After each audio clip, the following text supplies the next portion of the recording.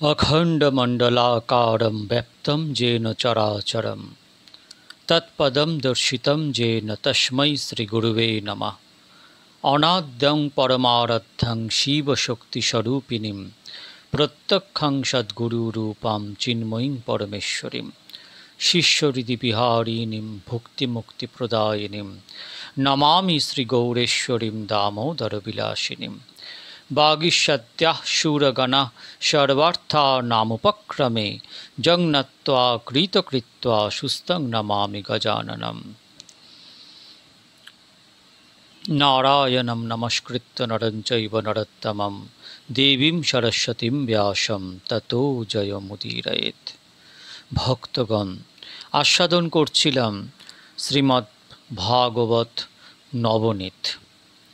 শ্রীমদ্ ভাগবত নবনীত এই গ্রন্থ, যা সন্ত শ্রী রামচন্দ্র কেশব ডোংরেজি মহারাজ তাঁর প্রবচন। অসাধারণ গ্রন্থ। শ্রীমদ্ ভাগবত জানতে হলে এই গ্রন্থ আপনাকে অনেক সহায়তা করবে। তাই ভাগবত শ্রবণ মঙ্গলম, তাই ভাগবত শ্রবণ করুন। মানুষের হাতে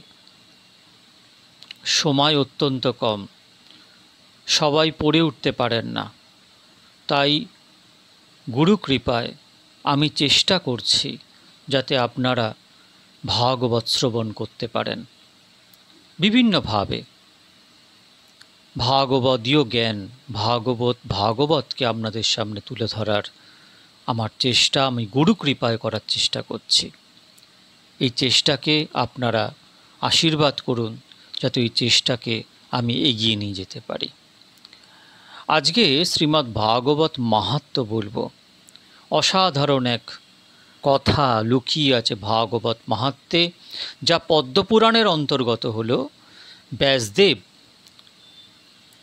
ভাগবত মাহাত্ম্যে এই কথাকে বিশেষভাবে গুরুত্ব দিয়েছেন, কারণ ভাগবত যে শ্রবণ মঙ্গলম, এতে যে ইতিকর্তব্যতা নেই, অর্থাৎ আমি শ্রবণ করলাম এইবার তাকে পালন করতে হবে এ নয়। আমি শ্রবণ করলাম, শ্রবণের মতন শ্রবণ যদি আমি ভাগবত করি, তাহলে শ্রবণ যে করছে সে যদি প্রেতজনিত থাকে, সেই প্রেতজনি থেকে সে গোলোকে চলে যাবে। তার প্রমাণ হচ্ছে গোকর্ণ উপাখ্যান। মন দিয়ে ভাগবত কথা শ্রবণ করুন। দৃষ্টান্ত বিনা কোনো গূঢ় সিদ্ধান্ত বুদ্ধিতে সহজে স্থির হয় না। তাই একটি দৃষ্টান্ত দ্বারা ভাগবত মাহাত্ম্য বর্ণনা করা হচ্ছে।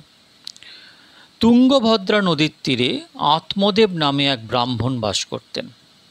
তার ঘরে ধনসম্পত্তির অভাব ছিল না, কিন্তু তার কোনো সন্তান ছিল না বলে তিনি খুবই দুঃখী ছিলেন। সন্তান লাভের জন্য তিনি যথেষ্ট প্রযত্ন করেও সফলতা লাভ করেননি। একদিন তিনি মনের দুঃখে আত্মহত্যা করার ইচ্ছা করলেন। বিষয়টিকে আধ্যাত্মিক ব্যাখ্যা করা যাচ্ছে। সকল জীব আত্মদেব সদৃশ। সকল জীবাত্মাই দেব হবার ইচ্ছা করে থাকে।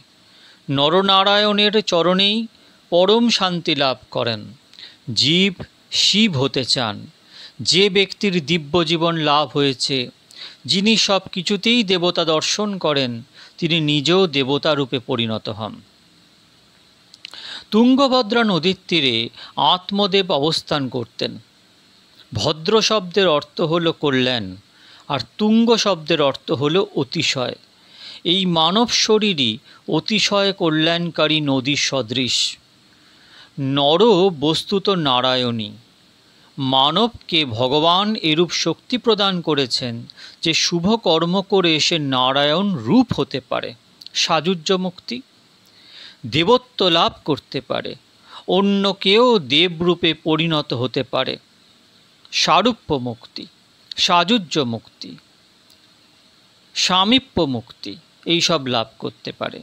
তা খুব আশ্চর্যের কথা নয়। জীবাত্মার ইচ্ছা দেবতা হবার। সকল জীবই আত্মদেব সদৃশ। তারা তুঙ্গভদ্রা নদীর তীরে বাস করে। মানব শরীরই তুঙ্গভদ্রা। এই জন্যই শ্রীমদ্ ভাগবতকে বলা হয়েছে রহস্যাত্মক পুরাণ। শুধু গল্প কথা নয়, এর ভেতরের মর্মকে বুঝুন। আত্মদেবের স্ত্রীর নাম ধুন্ধুলি। জীব ধুন্ধুলির স্বামী, বুদ্ধি হচ্ছে ধুন্ধুলি। ধুন্ধুলির স্বভাব কীরূপ? না লোকবার্তারতা, ক্রূরা, প্রায়শ বহুজল্পিকা। বুদ্ধি সংসারের বিচার করে থাকে, কিন্তু সংসার যিনি রচনা করেছেন সেই ভগবান বিষয় বুদ্ধি ভাবনা করে না। জগতের বিচার ভাবনা করে কী লাভ? জগতের যা কিছু রয়েছে সবই ভালো, বস্তুত ভগবান বিনা কিছুই উত্তম নয়। বুদ্ধির কাজ হলো বিচার ভাবনা করা, কিন্তু নিজ স্বরূপকে বৈষয়িক বুদ্ধি বিচার ভাবনা করে না। আমি কে, কেমন রয়েছি, কোথা থেকে এসেছি, কোথায় যেতে হবে, সেই বিচার ভাবনা বুদ্ধি করে কি? মানব জগৎকে দর্শন করে, কিন্তু নিজ স্বরূপকে দর্শন করে না। দেখুন, অনেক দিন আগে আপনাদের আমি চৈতন্য চরিতামৃতের অন্তর্গত সনাতন শিক্ষা যখন আস্বাদন করিয়েছিলাম, তখন সনাতন গোস্বামী সনাতন প্রশ্ন করেছিলেন ভগবান গৌরাঙ্গকে, আমি কে, কেন আমার যারে তাপত্রয়, কৃপা করে বলো কেমনে মোর হিত হয়, সাধ্য সাধন তত্ত্ব পুছিতে না জানি। আমি একাধিক ভিডিওর দ্বারা আপনাদের কাছে পরিবেশন করেছিলাম। সেটাই এখানে বলছে যে আমি কে, কেমনে রয়েছি, কোথা থেকে এসেছি, কোথায় যেতে হবে, সেই বিচার ভাবনা বুদ্ধি করে কি? মানব জগৎকে দর্শন করে, কিন্তু নিজ স্বরূপকে দর্শন করে না। জগৎ কীরূপ, এর বিচার ভাবনাই মানুষ করে থাকে। তাতে কী লাভ? সবার বুদ্ধি যেন ধুন্ধুলির মতো, সংসারের বিষয় শ্রবণ করাতেই আনন্দ পায়। লোক বার্তারতা ক্রূরা। যে ব্যক্তি কাম সুখের বিষয় চিন্তা করে সে ক্রূর স্বভাবের হয়ে থাকে। কাম সুখের বিষয় চিন্তা করলে হৃদয় কঠিন হয়ে যায়।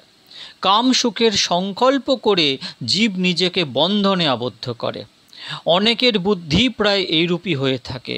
ভগবানের সেবা পূজায়, ভগবানের নাম কীর্তনে অশ্রুবর্ষণ কেন হয় না? হৃদয় যেন পাথরের মতো কঠিন। কাম সুখের বিষয় চিন্তা করলে হৃদয় ক্রূর হয়ে যায়। সাধারণ মানুষের বুদ্ধি ধুন্ধুলির মতো। সকল জীব ধুন্ধুলির স্বামী। জীবের যেন বিবাহ সম্বন্ধ বুদ্ধি ধুন্ধুলির সঙ্গে হয়েছে। সৎসঙ্গ করলেই বিবেকরূপী সৎপুত্রের জন্ম হয়, কিন্তু ধুন্ধুলি সৎসঙ্গ করেনি।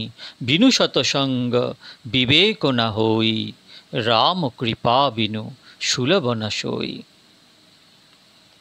তুলসীদাস মহারাজ বলছেন, বিনু সৎসঙ্গ বিবেক না হই, রাম কৃপা বিনু সুলভ না সই। অর্থাৎ সৎসঙ্গ বিনা বিবেক জাগ্রত হয় না, রামের কৃপা বিনা সৎসঙ্গ সুলভ হয় না। বিবেক সৎপুত্র স্বরূপ, তা জীবাত্মাকে ভগবানের চরণে পৌঁছিয়ে দেয়। পুত্র শব্দের অর্থ হল পুং নামক নরকাত ত্রায়তে সপুত্র। যে ভগবানের চরণে পৌঁছিয়ে দেয়, যে দুর্গতি হতে রক্ষা করে, সেই বিবেকই সৎপুত্র।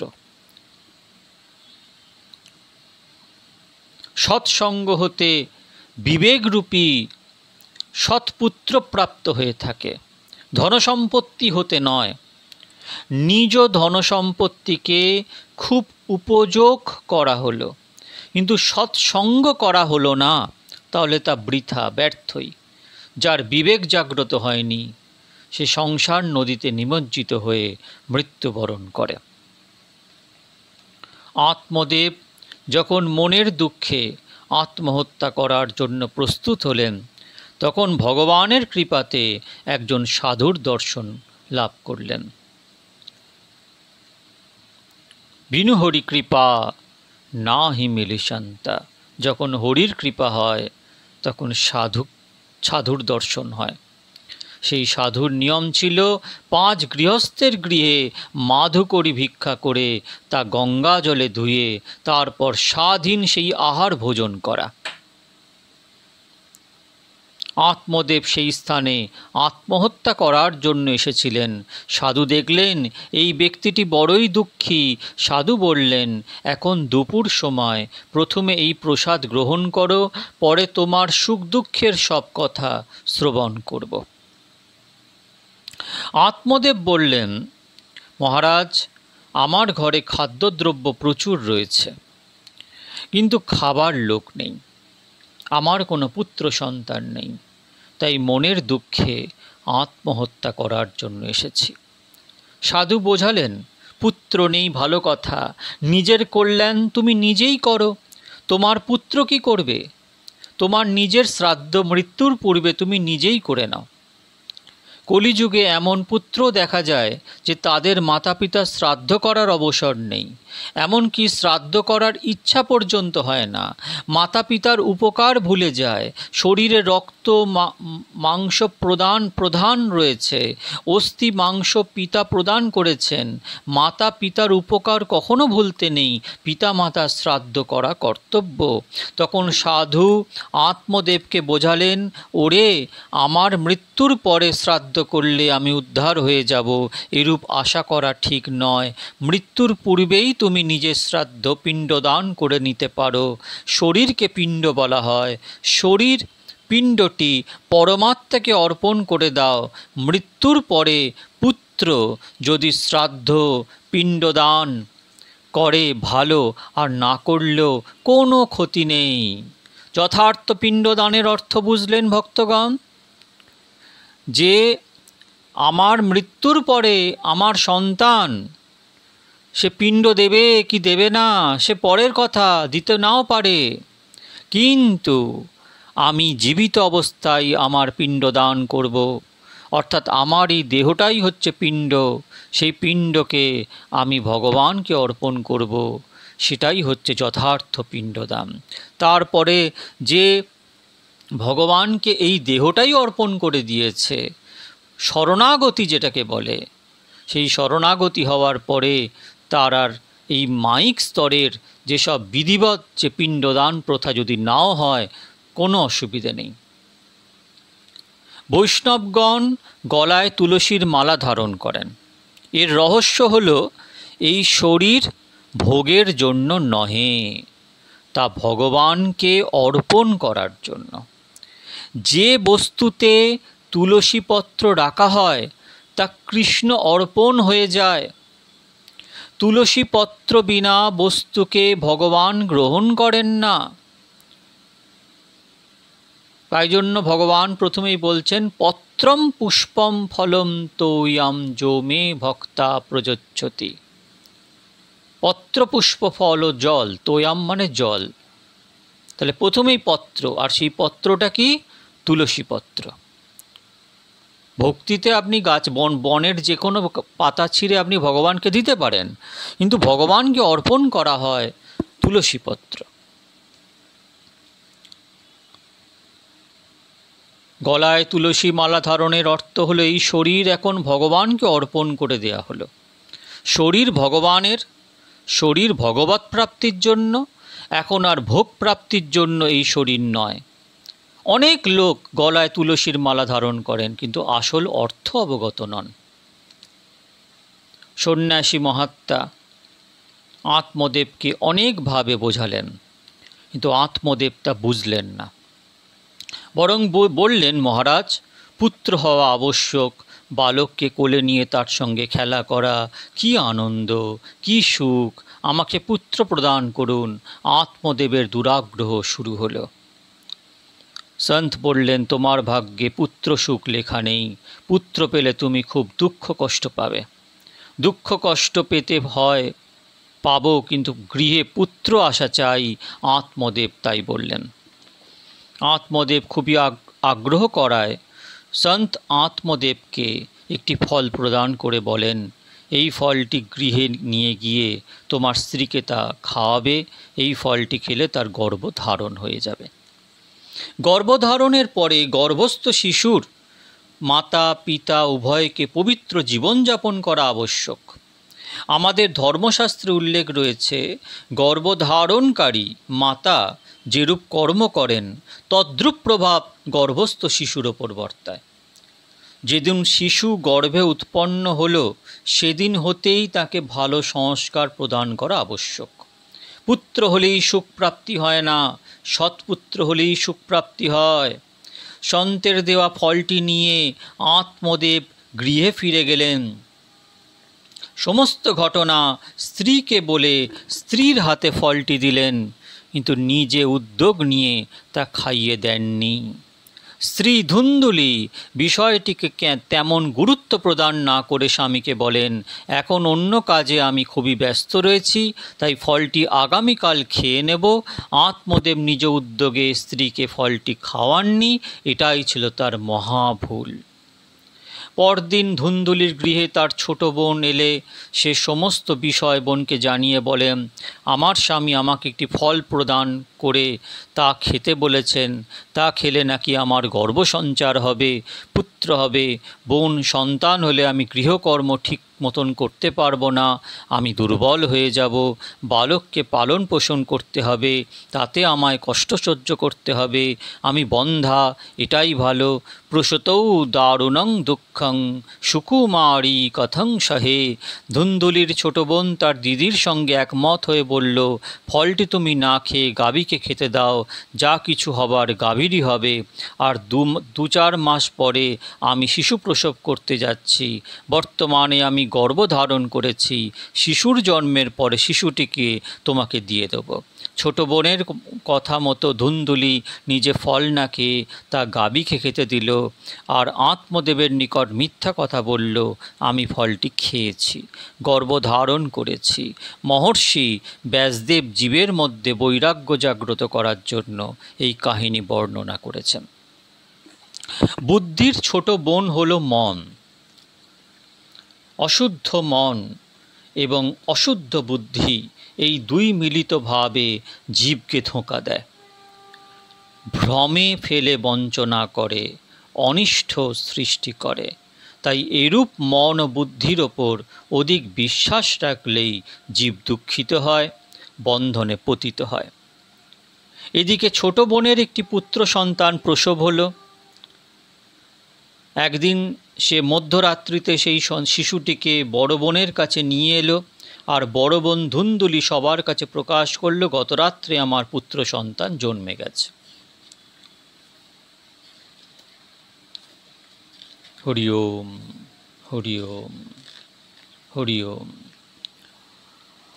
আত্মদেব পুত্রকে দর্শন করে সন্দেহ করলেন, গত রাত্রে জন্মগ্রহণ করা বালক এ নয়, এর বয়স তো 3-4 মাস হয়েছে, এমন মনে হচ্ছে। তখন ধুন্দুলি তাকে বোঝালেন, এই পুত্র সাধু সন্তের প্রসাদ, তাই জন্ম থেকেই সে হৃষ্টপুষ্ট।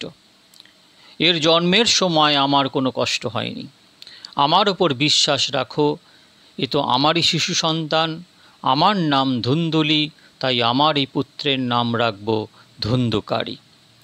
আর এদিকে সন্ন্যাসী যে ফলটি প্রদান করেছিলেন তা একটি গাভীকে খেতে দেওয়া হয়েছিল।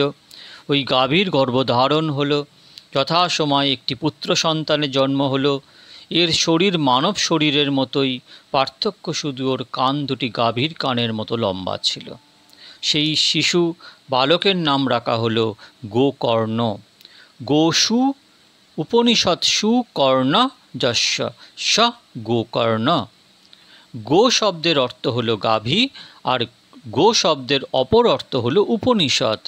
সর্ব উপনিষদ গাব। বয়োবৃদ্ধির পরে দেখা গেল গোকর্ণ এক মহান জ্ঞানী হলেন, আর ধুন্ধুকারী এক দুরাচারী ব্যক্তি হলেন। ধুন্ধুকারী এতই দুরাচারী ছিল যে সে সবহস্তেন ভোজনম, অর্থাৎ সে সব দেহের হাতে আহার করত। প্রশ্ন হতে পারে এটা কি করে সম্ভব হতে পারে? এর উত্তর হলো, যে হাত দ্বারা ভগবানের সেবা পূজা হয় না, এরূপ হাত সব দেহের হাত সদৃশ। আহার গ্রহণের পূর্বে আমাদের একটু ভাবনা রাখতে হবে। যদি আজ ভগবানের প্রসন্নতার জন্য এই হাত দ্বারা কোনো শুভকর্ম করে না, যদি এই হাত দ্বারা প্রেম ভক্তির সঙ্গে আজ ভগবানের পূজা অর্চনা করে না, যদি আজ নাম জপ করে না, যদি আজ কোনো গরিব ব্যক্তিকে সামান্য কিছু আহার প্রদান না করে থাকি এবং এরূপ কোনো প্রকার শুভ সৎকর্ম বিনা আহার শুরু করতে যাচ্ছি, তাহলে তা সব দেহের হাতেই আহার গ্রহণ হবে। শবহস্তেন ভোজনম।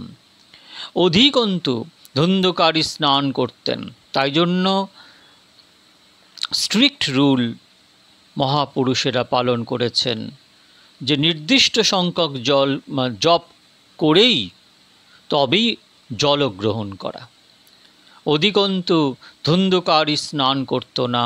হয়তো সে কখনো স্নান করলেও স্নানের পরে কোনো শুভকর্ম সৎকর্ম করতো না, আর তা স্নান না করারই সদৃশ। এরূপ স্নানের কী সার্থকতা রয়েছে? কখনো কখনো কুকুরও গঙ্গা জলে স্নান করে থাকে। কুকুর গঙ্গা জলকে সাধারণ জল মনে করেই তাতে কখনো কখনো স্নান করে থাকে। সেই কুকুর স্নানের পরে কোনো সৎকর্ম করে না বলে সেই স্নান বস্তুত ব্যর্থই। আসলে সৎকর্ম করার জন্যই স্নান করা। স্নান শৌচক্রিয়াহীন দুর্ভক্ষী ক্রোধবর্ধিত দুষ্পরিগ্রহ কর্তা চ শবহস্তেন ভোজনম। শ্রীমদ্ভাগবত মাহাত্ম্যে। শুধু তাই কি, ধুন্ধুকারী 5 জন বেশ্যার সঙ্গ করত। পঞ্চপাপ্যবধূবৃতা, সেই 5 জন বেশ্যার সঙ্গে আবদ্ধ হলো। এখানে 4 বা 6 বেশ্যা না বলে 5 বেশ্যার কথা বলা হলো। রূপ, রস, গন্ধ, শব্দ, স্পর্শ, এই 5 বিষয়ই 5 বেশ্যা। পাপ কার্য করে যে ব্যক্তি, সুখ ভোগ করে থাকে সেই ব্যক্তি ধুন্ধুকারী সদৃশ। ধুন্ধুকারী দুরাচারী হয়ে মাতা পিতাকে বড় কষ্ট প্রদান শুরু করল। গোকর্ণ এসব বিষয় লক্ষ্য করে একদিন মাতা পিতাকে বুঝিয়ে বললেন, দেহে অস্তি মাংস রুধির হবিমতিং তজত্বং জয়াসুতা দিশু সদা মমতাং বিমুঞ্চ পশ্যানীশং জগদ্দীদং ক্ষণভঙ্গনিষ্ঠং বৈরাগ্যরাগরসিকো ভবভক্তিনিষ্ঠ ধর্মং ভজস্য সততং ত্যজৎ লোকধর্মাম সেবস্য সাধু পুরুষাঞ্জহি কামতৃষ্ণাম অনস্য দোষো গুণচিন্তনমাশু মুক্তা সেবা কথার সমহ নিতরাং পিবত্বম। শ্রীমদ্ভাগবত। গোকর্ণ বলেন, হে পিতা, আপনার মৃত্যু সন্নিকটে। আসলে আপনার ঘর তো আপনারই ভগবানেরই শ্রীচরণে। একদিন এই ঘরকে তো ত্যাগ করতেই হবে। তাই বিচার ভাবনা করে সঠিক সময় এই গৃহত্যাগ করে কল্যাণকারী তা করা উত্তম হবে। গোকর্ণ এরূপ কল্যাণকারী উপদেশ প্রদান করলে আত্মদেব একদিন গঙ্গার তীরে চলে আসেন। সেখানে তিনি প্রাতঃকালে আদিনারায়ণ পরমাত্মার ধ্যান করতেন, মানস পূজা করতেন। সূর্যোদয় হবার পরে তিনি রোজই ভাগবতের 10ম স্কন্ধ পাঠ করতেন। 10ম স্কন্ধে শ্রীকৃষ্ণের অতি মধুর লীলা বর্ণিত রয়েছে।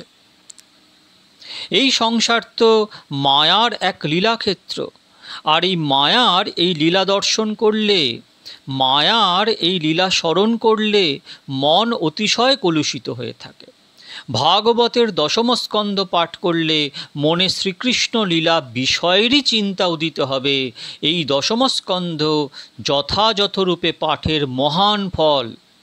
যিনি শুদ্ধ চিত্তে পরম শ্রদ্ধা ভক্তির সঙ্গে অর্থ অনুসন্ধান সহ এই 10ম স্কন্ধ রোজ পাঠ করেন, শ্রীকৃষ্ণের প্রতিটি লীলা তার প্রত্যক্ষ দর্শন হবার সম্ভাবনা থাকে। সকল প্রকার জীবের কল্যাণের জন্য, জীবকে ভগবানের প্রতি আকর্ষণ করার জন্যই ভগবান এসব লীলা করে থাকেন। শ্রীকৃষ্ণ লীলা এমনই মধুর যে তা সবাইকে আনন্দ প্রদান করে থাকে। প্রাতঃকালে দশম স্কন্ধের পাঠ শুরু করলে সায়ংকালে পাঠ সম্পন্ন হয়ে যায়। শান্ত হয়ে পাঠ করলে 10-11 ঘন্টায় পাঠ সম্পন্ন হয়ে থাকে। দ্রুত পাঠ করলে 7-8 ঘন্টায় পাঠ সম্পন্ন হতে পারে, কিন্তু অর্থানুসন্ধান সহ ধীরে ধীরে পাঠ করা উত্তম। পাঠের সময় এরূপ দৃঢ় ভাবনা রাখা কর্তব্য যে ভগবান এই পাঠ শ্রবণ করছেন। ভগবানকে দর্শন এবং স্মরণ করে পাঠ করা কর্তব্য। একাগ্র চিত্তে পাঠ করলে পাঠে আনন্দ লাভ হবে। শ্রীকৃষ্ণের মধুর লীলাগুলি সতত মনন চিন্তন করলে মন ধীরে ধীরে বিশুদ্ধ হবে। তখন শ্রীকৃষ্ণকে দর্শনের তীব্র ইচ্ছা জাগ্রত হবে। আত্মদেব প্রতিদিন তাই করতেন, অর্থাৎ তিনি পরম শ্রদ্ধার সঙ্গে রোজই ভাগবতের দশম স্কন্ধ পাঠ করতেন। একদিনের বিশেষ ঘটনা, তিনি পাঠ শেষ করে যেইমাত্র ভগবানের জয় জয়কার করছেন, সেই সময় ভগবান শ্রীকৃষ্ণকে তার সম্মুখে প্রত্যক্ষ স্পষ্ট দর্শন করলেন। আত্মদেব ভগবানকে স্তুতি করতে লাগলেন। ভগবান তাকে উঠিয়ে নিজ বুকে স্পর্শ করলেন। জীব এবং ঈশ্বরের মিলন হয়ে গেল। আত্মদেব এখন সত্যিকারের দেবতা হয়ে গেলেন। যে ব্যক্তি যথার্থরূপে ভগবানের আশ্রয় গ্রহণ করেন, তিনি দেবতা রূপে পরিণত হন। এদিকে ধুন্ধুকারীর দুরাচার অত্যাধিক বৃদ্ধি পেল। সে ওই 5 বেশ্যাকে নিজ গৃহে নিয়ে এলো। তখন গোকর্ণ চিন্তা করলেন, গৃহে এই কুসঙ্গ আমার জীবনকে কলুষিত করে দেবে। তাই তিনি গৃহত্যাগ করে তীর্থযাত্রায় গমন করলেন। ধুন্ধুকারী অর্থের লোভে এবার চুরি করতে শুরু করলেন। একদিন সে রাজমহলে প্রবেশ করে সেখানে রাখা রানীর অলঙ্কার চুরি করে নিয়ে এলেন। যে ব্যক্তি বিষয়ে আবদ্ধ হয় তার মৃত্যু বড়ই কষ্টের হয়ে থাকে। ধুন্ধুকারীর তাই হলো। বেশ্যারা ভাবল রাজার ধন চুরি করে নিয়ে যাচ্ছে, ধরা পড়ার পূর্বেই ধুন্ধুকারীকে মেরে ফেলতে হবে। যদিও ধুন্ধুকারী বলবান ব্যক্তি ছিল, কিন্তু সব বেশ্যারা একত্রে মিলে তাকে বেঁধে অতি নিষ্ঠুরভাবে মেরে ফেলল এবং সমস্ত ধন নিয়ে ওই স্থান পরিত্যাগ করে অন্যত্র নিরাপদ স্থানে চলে গেল। যে ব্যক্তি অতিশয় পাপী, মৃত্যুর পরে তাকে যমপুরীতে যেতে হয় না, সে সরাসরি প্রেত যোনিতে চলে যায়। প্রেত যোনিতে অতিশয় দুঃখ ভোগ করতে হয়। সেখানে তৃষ্ণায় বড় কষ্ট হয়। সম্মুখে জল দেখতে পেয়েও তা পান করতে পারে না। প্রেতকে কেউই দেখতে চায় না, যেমন কোনো অতিপাপী ব্যক্তিকে কেউ দেখতে চায় না। তাই অতিপাপী প্রেত সদৃশ ধুন্ধুকারী অতিশয় পাপ করাতে এবার প্রেত যোনিতে তার জন্ম হলো। এদিকে গোকর্ণ তীর্থযাত্রায় গমন করে গয়াধামে পৌঁছে ভগবান নারায়ণের শ্রীচরণ দর্শন করলেন। ইতিমধ্যে গোকর্ণ তার ভাইয়ের দুর্গতির যাবতীয় ঘটনা জানলেন। গোকর্ণ জানতেন গয়াতে ভগবানের শ্রীচরণে পিণ্ডদান করলে মৃত ব্যক্তিদের সদ্গতি লাভ হয়। তাই তিনি পূর্বপুরুষগণের এবং সেই সঙ্গে ভাই ধুন্ধুকারীরও শ্রাদ্ধ এবং পিণ্ডদান কার্য সম্পন্ন করে নিজ জন্মভূমিতে ফিরে এলেন। একদিন রাত্রিবেলা গোকর্ণ কারো কান্নার আওয়াজ শুনে জিজ্ঞাসা করলেন, তুমি কে? জবাব এলো, আমি তোমার ভাই ও পূর্বের ধুন্ধুকারী। বেশ্যারা আমাকে মেরে ফেলেছে। অপমৃত্যুর ফলে আমার চরম দুর্গতি হয়েছে, বড়ই কষ্ট পাচ্ছি। গোকর্ণ বলেন, ভাই, তোমার জন্য আমি গয়াতে পিণ্ড ও শ্রাদ্ধাদি কর্ম করেছি। ধুন্ধুকারী বলল, আমি এত পাপ করেছি যে গয়ায় শ্রাদ্ধ কার্য করলেও আমি উদ্ধার লাভ করতে পারিনি। শ্রাদ্ধ করলে জীবের সদ্গতি লাভ হয়, এটা ঠিক, কিন্তু বাসনা রেখে মৃত্যু হলে জীব মৃত্যুর কষ্ট থেকে মুক্তি লাভ করে না। জীবের বাসনাই মৃত্যুকে কল্যাণময় হতে দেয় না।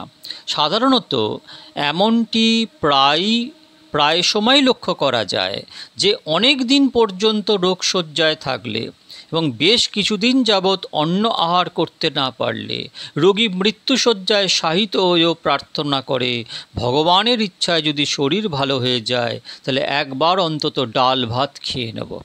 এসব কারণে মৃত্যুর পূর্বে অন্তিম বাসনা খাদ্যের উপর, ধনের উপর, কাপড়ের উপর হয়ে থাকে। তাই শ্রাদ্ধাদি সৎকর্মে অন্নদান, বস্ত্রদান, অন্যান্য বস্তু দান করা হয়ে থাকে। গোকর্ণ সূর্য নারায়ণের উপাসক ছিলেন। তিনি সূর্য নারায়ণকে জিজ্ঞাসা করেন, আমার ভাইয়ের উদ্ধারের জন্য উপায়ের কথা বলে দিন। সূর্য নারায়ণ বলেন, এর জন্য ভাগবত কথা করো। গোকর্ণ আষাঢ় মাসে নিজ গৃহে ভাগবত কথার ব্যবস্থা করলেন। গ্রামের অনেক লোক সেই কথায় উপস্থিত হয়েছিলেন। খুব ভিড় হয়েছিল। যে ধুন্ধুকারীর উদ্ধারের জন্য কথার ব্যবস্থা করা হয়েছিল সেও সূক্ষ্মে সেখানে উপস্থিত হলো। ভিড়ের জন্য কোথাও তার বসার স্থান হলো না। 7টি গাঁট যুক্ত একটি বাঁশ ওই কথার স্থানে পড়েছিল। ধুন্ধুকারী প্রেত সূক্ষ্মরূপে ওই বাঁশে বসে শান্তির সঙ্গে কথা শ্রবণ শুরু করল। প্রথম দিবসের কথা শেষ হওয়া মাত্রই ওই বাঁশের একটি গাঁট ভেঙে গেল। দ্বিতীয় দিবসে দ্বিতীয় গাঁট, এমনি করে এক একটি গাঁট রোজই ভেঙে সপ্তম দিবসে সেই 7 গাঁট যুক্ত বাঁশটি সম্পূর্ণরূপে ভেঙে গেল। আর তারপর এর ভিতর হতে এক দিব্য দেব পুরুষ বের হলো। সেই দেবপুরুষ বললেন, ধন্য হে ভাগবত কথা, ধন্য হে শ্রী সুখদেবজি মহারাজ, আমার মতো অতি পাপী জীবও আজ উদ্ধার হয়ে গেল। এখন ভগবানের ধামে গমন করছি। তখন গোকর্ণ আশ্চর্য হয়ে ভাবলেন, অনেক শ্রোতাই তো ভাগবত কথা শ্রবণ করেছেন, কিন্তু একমাত্র ধুন্ধুকারী কেন মুক্তি লাভ করল? তখন গোকর্ণ এর জবাব পেলেন ভগবানের পার্ষদগণের কাছে। পার্ষদগণ বলেন, এই ধুন্ধুকারী একাগ্রচিত্তে কথা শ্রবণ করেছে। কথা শ্রবণের পরে সঠিক রূপে তা মনন করেছে। অধিকন্তু উপবাস করে কথা শ্রবণ করেছে। কথা শ্রবণের সময় উপবাস করা আবশ্যক। অনেকে মনে করেন যে আলু সাবুদানা খেলেই উপবাস হয়ে গেল। হ্যাঁ, আলু সাবুদানা খেলেও সাধারণ উপবাস হয়ে থাকে। উপশব্দের অর্থ হলো সমীপ মানে নিকট, আর বাস শব্দের অর্থ হলো অবস্থান করা। সুতরাং ভগবানের নাম সতত স্মরণ করে মন দ্বারা যিনি ভগবানের চরণে অবস্থান করেন তারই যথার্থ উপবাস পালন হয়ে থাকে। উপবাসের দিন অন্যের স্মরণ না করা, অন্যের স্মরণ করলে উপবাস ভঙ্গ হয়ে যায়। উপবাসের উদ্দেশ্য হল ভগবানের স্মরণে একেবারে তন্ময় হয়ে তদ্ভাবে অবস্থান করা। ধুন্ধুকারী একাগ্রচিত্তে সম্পূর্ণ উপবাস পালন করে ভাগবত কথা শ্রবণ করেছিল। এই ঘটনার পরে গোকর্ণ সকলের কল্যাণের জন্য পুনরায় ভাগবত কথার ব্যবস্থা করেন। উপস্থিত সকলে একাগ্রচিত্তে কথা শ্রবণ করে পরম আনন্দ প্রাপ্ত করলেন। ভাগবত কথা শ্রোতার হৃদয়কে বিশুদ্ধ করে। কথায় জ্ঞান বৈরাগ্যের সঙ্গে ভক্তি মহারানী প্রবাহিত হন, অর্থাৎ কথায় ভক্তিপুষ্ট হয়, জ্ঞান বৈরাগ্য জাগ্রত হয়। একবার ভাগবত কথায় সনত কুমার ভক্তি মহারানীকে প্রার্থনা করে বলেছিলেন, আপনি কৃপা করে বৈষ্ণবগণের হৃদয়ে নিবাস করুন। যমরাজ তার পার্ষদগণকে বলেছিলেন, যিনি ভাগবত কথা সঠিক রূপে শ্রবণ করেন তিনি কখনো যমপুরীতে আসেন না, তিনি ভগবানের ধামে গমন করেন। জীবাত্মার এক বড় রোগ হয়েছে, শ্রীকৃষ্ণ বিয়োগ রূপ মহান রোগ। এই রোগের মুক্তির জন্য ভাগবত কথা শ্রবণ করা হলো মহা ঔষধ। ভাগবত কথা ভবরোগের মহা ঔষধ। ঔষধ এবং সঠিক পথ্য সেবন করলে তা যথার্থ কার্যকারী হয়। তাহলে কি সেই পথ্য, কি সেই বিধিনিষেধ, এবার তা বর্ণনা করা হচ্ছে।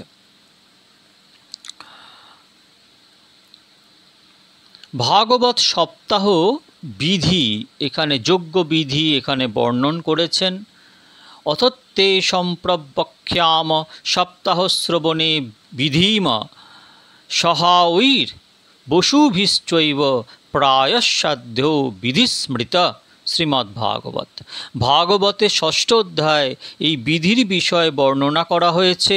তবে একটি বিশেষ কথা হলো, যিনি নিষ্কাম ভাবনা রেখে কথা শ্রবণ করেন, অথবা যিনি এরূপ ভাবনা রেখে কথা শ্রবণ করেন যে আমার জীবনের সমস্ত পাপ দূর হয়ে জীবন শুদ্ধ হোক, আমার মনে ভক্তির রং স্পর্শ করুক, এরূপ ব্যক্তি 12 মাসের যে কোনো মাসে যে কোনো দিনে কথা শ্রবণ শুরু করতে পারেন। তার জন্য যে কোনো সময় পবিত্র সময় বলে গণ্য হয়ে থাকে। ভাগবত কথায় বক্তার লক্ষণগুলো হলো, শ্রী শুকদেবের মতো বৈরাগ্যপূর্ণ জীবন হওয়া আবশ্যক। দেখুন, যে কেউ ভাগবত পাঠ করছে, কিন্তু তার জীবনটাকে একবার দেখুন। শুকদেবের মতো বৈরাগ্য হতে হবে। শ্রী শুকদেবের দৃষ্টি একমাত্র ব্রহ্মে স্থির ছিল। স্ত্রী পুরুষের ভেদভাব তার মধ্যে ছিল না। ব্যাসদেব লিখেছিলেন কিন্তু প্রচার করেননি, প্রচার শুকদেব গোস্বামী করেছিলেন। স্ত্রী পুরুষের ভেদভাব তার মধ্যে ছিল না। ব্রহ্মের দৃষ্টি স্থির হওয়ায় তার কাছে জগৎ ব্রহ্মস্বরূপ ছিল। তিনি জগৎকে ব্রহ্ম হতে পৃথক রূপে দেখতেন না। এরূপ ব্রহ্মদৃষ্টি হওয়া নিঃসন্দেহে কঠিন হলেও ব্রহ্মজ্ঞানী হওয়া বড় কঠিন নহে। আর শ্রী শুকদেবের মতো বক্তার পূর্ণ বৈরাগ্যবান হওয়া চাই। ভাগবতে বলা হয়েছে যে বিরক্ত বৈষ্ণব বিপ্র বেদশাস্ত্র বিশুদ্ধিকৃত দৃষ্টান্ত কুশল ধীর বক্তা কার্যো তিনিস্পৃহ। অর্থাৎ বক্তাকে বৈরাগ্যবান, বিষ্ণুর প্রতি শ্রদ্ধাশীল, ব্রাহ্মণ, বেদশাস্ত্রে পাণ্ডিত্য সম্পন্ন, বিশুদ্ধ চরিত্রবান, দৃষ্টান্ত কুশল, ধীর শান্ত স্বভাবের, বিষয় স্পৃহাশূন্য এবং ব্যক্তিত্ব সম্পন্ন হওয়া আবশ্যক। বক্তাকে ব্রাহ্মণ শরীর হওয়া আবশ্যক। ব্রাহ্মণ শরীর না হলে ব্যাস আসনে বসার অধিকার জন্মায় না। গাভী যদি অল্প পরিমাণ দুধ দেয় অথবা দুধ না দেয়, তবুও গোমাতা হিসাবে গাভীর পূজা করে থাকে। মহিষের পূজা হয় না, পূজা ব্রাহ্মণের করা হয়ে থাকে। কিন্তু জন্মজাত জাতিগত ব্রাহ্মণ মাত্র নয়, গুণগত ব্রাহ্মণের পূজা হয়ে থাকে। যিনি নিয়মিত ত্রিসন্ধ্যা করেন, বৈরাগ্যবান, জন্মগত ব্রাহ্মণ, এরূপ ব্রাহ্মণের পূজা হয়ে থাকে। বিরক্ত বৈষ্ণব বিপ্র সর্বপ্রকার চিন্তা বৃত্তিকে ত্যাগ করে কথাতে বসার নিয়ম। ভাগবতের এবং লক্ষ্মীনারায়ণের পূজা করে শান্ত চিত্তে কথা শ্রবণ আরম্ভ করা উচিত। বক্তা বিবেক সম্পন্ন হয়ে এরূপ সহজ সরলভাবে কথা ব্যাখ্যা করবেন, যাতে 8-10 বছরের বালকও যদি কথার স্থানে বসে, সেও সেই কথায় আনন্দ লাভ করতে পারে। অতি সরল ভাষায় কথা হলে তা সবার বোধগম্য হবে, জ্ঞান প্রাপ্তির জন্য তা সহায়ক হবে। দৃষ্টান্ত সহকারে সিদ্ধান্তকে সঠিক রূপে বুঝিয়ে বলতে হবে। স্ত্রিয়শূদ্রাদয়ো যে চ তেষাং বোধো যত ভবেৎ। এই ভাগবতী কথা অতি মধুর, মঙ্গলকারী, সর্বপাপ বিনাশকারী, মন বুদ্ধিকে শুদ্ধ করে দেয়। এই কথা ভাগবত মাহাত্ম্য বর্ণনা করা হলো। এবার ভাগবত কথা শুরু হবে। ভক্তগণ, এর পরের দিন থেকে প্রথম স্কন্ধ শুরু করব। আজ এটুকুই। আপনারা বারবার ভাগবত কথা শ্রবণ শুধু করে এখানেই ক্ষান্ত হবেন না, মনন করবেন। শ্রবণ, মনন, ভাববেন কি শুনলেন, বিচার করবেন। এই বিষয়টা মনন করলে এই লীলার মধ্যেই ডুবে থাকবেন, মন এই লীলার মধ্যেই থাকবে। শ্রী শ্রী নিত্যানন্দ রাম, শ্রী শ্রী গৌর গুণধাম, নিতাই গৌর, হরি বল।